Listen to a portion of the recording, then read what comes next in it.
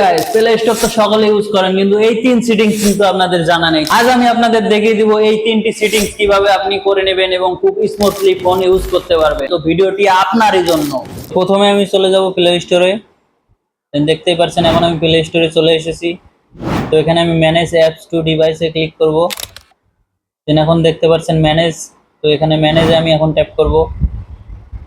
দেন একটু স্ক্রল করলে এই যে উপরেই দেখতে পাচ্ছেন দিস ডিভাইস নট ইনস্টলে ক্লিক করব। দেন দর্শক এখন দেখতে পাচ্ছেন যে এখানে আমি কতগুলো অ্যাপস আনইনস্টল করেছি, সব কিন্তু এখানে শো করেছে। তো এখানে আমি সবগুলোকে একটা একটা করে সিলেক্ট করে নেব।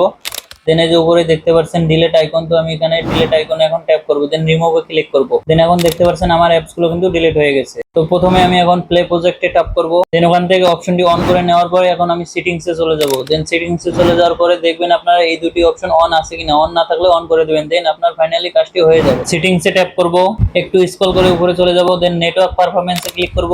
দেন একটু নিচে আসবেন, এখন অটো আপডেট অ্যাপসে ট্যাপ করব। দেন অটো আপডেট অ্যাপসে ট্যাপ করে দেবো। ফাইনালি আমার কাজটি কিন্তু হয়ে যাবে। ভিডিওটি কেমন লাগলো আশা করি কমেন্টে জানিয়ে দিবেন।